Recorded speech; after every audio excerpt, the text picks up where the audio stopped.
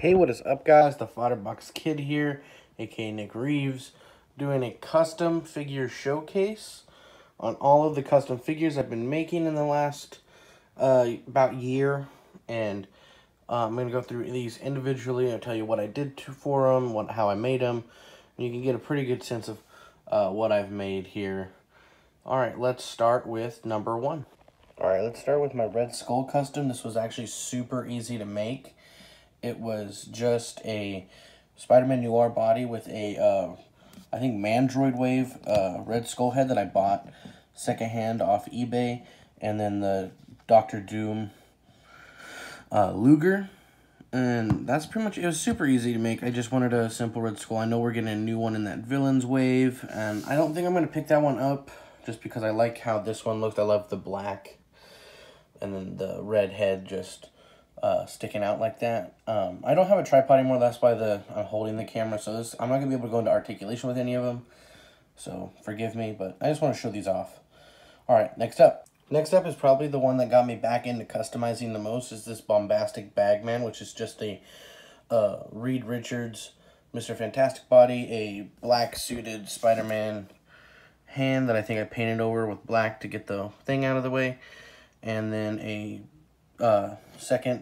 third party head that I bought off eBay that was sculpted. I had to put a putty in there to get it to form to the size of the peg, and it comes off super easy. I didn't get in, there's no details in the eyes. I just painted them all the way black.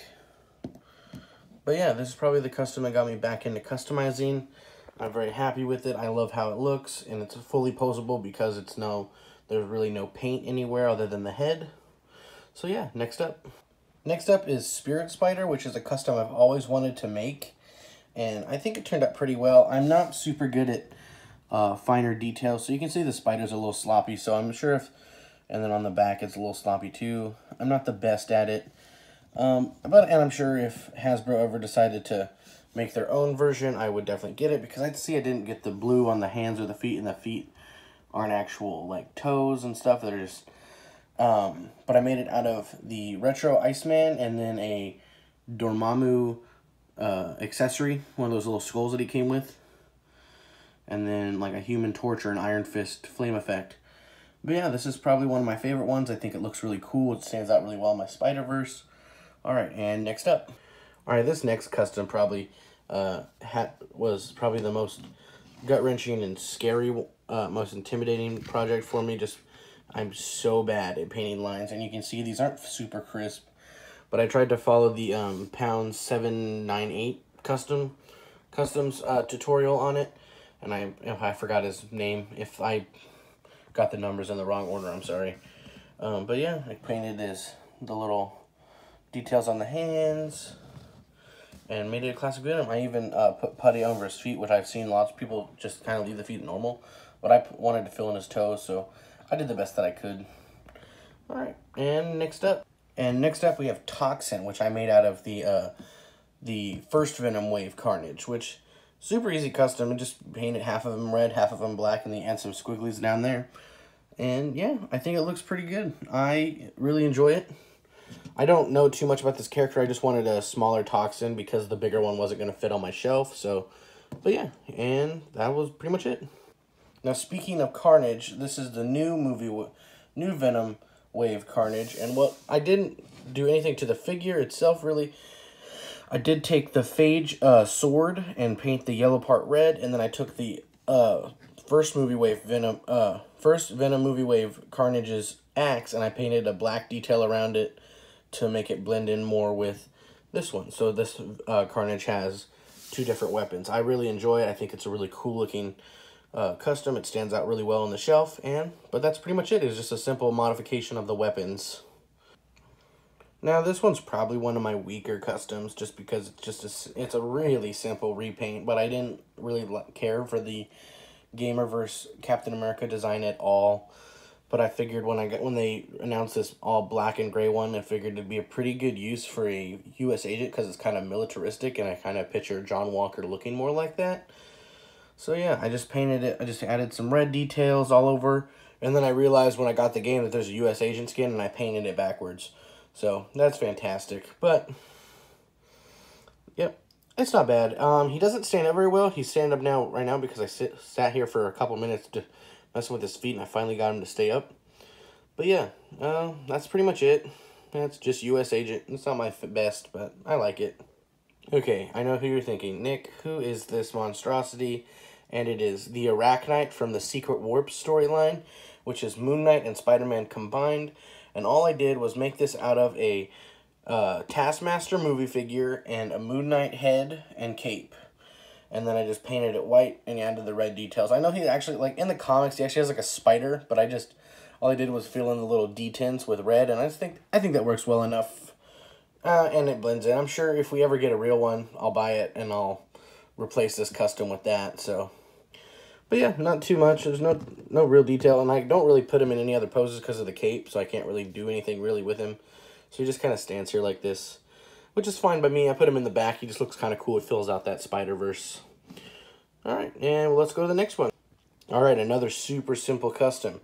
All this was I took a gun from Misty Knight, I think that figure was, and they came with a revolver, and I painted it silver, so it was a normal-looking revolver, and I added some third-party accessories to this Spider-Man Noir. I added a coat there's bendy wire in the cape down the coat, so I could pose it, and then I gave him a 3D printed hat, which I really like.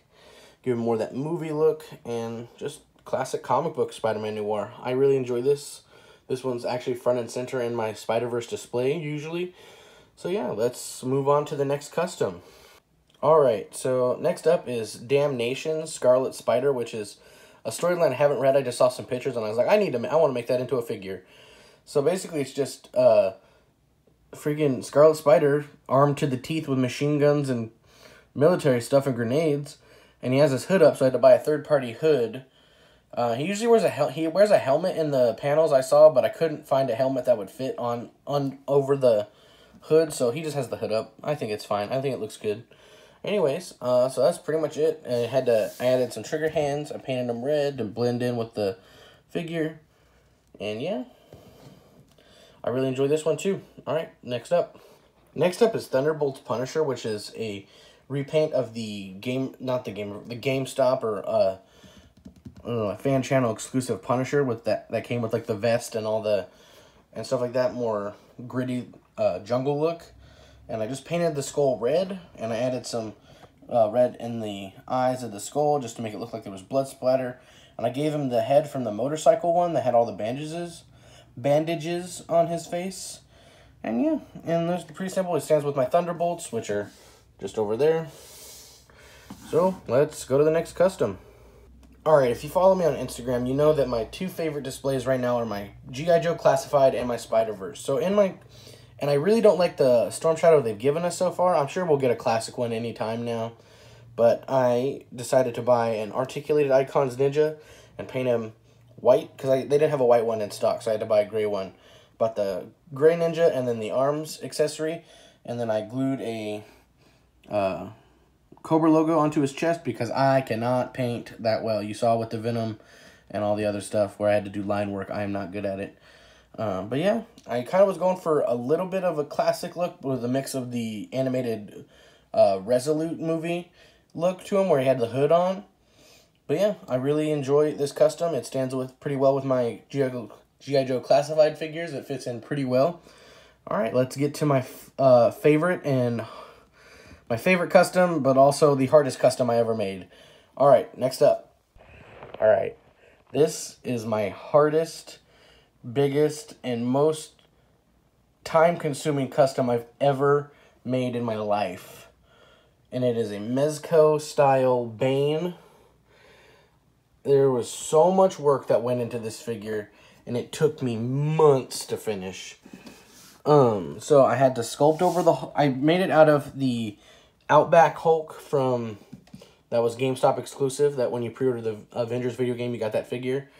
So, but yeah, I sanded down the hair with a Dremel, put sculpty putty over to make it a little bit smoother, painted the luchador mask. I gave him a tank top that I bought off eBay, some jeans also from eBay. I got those in the same set. I put putty over his feet. It's not perfect. It doesn't really look like boots. It just kind of looks like I threw mud over his foot and painted it black, which I guess technically I did. There's putty on his wrist to make it look like he's wearing a gauntlet that the Venom Toxin can go into him. And then the straps of the backpack that I made for him to hold the tanks are actually from literally just face masks due to the pandemic, that I cut the straps off and glued them together and made a backpack. And then here we turn around the figure, and I used CO2 canisters that I painted black, and I used electrical tape to tape them together, and I glued the straps to it and glued the I got tubing from a hardware store in my town and cut it up, and I made it into the tubes, and it goes into his head, and it's glued in there. The putty's there to make it stick around, so it's like it's stuck in his head. But yeah, it's probably one of my favorite customs I've ever made, and probably one of the hardest and most time consuming, but I think it's so worth it. I love how it looks compared to my Mezco Batman that I have, and yeah, I would probably never try to do this again, but it was well worth it. I think it looks really good. It could be better.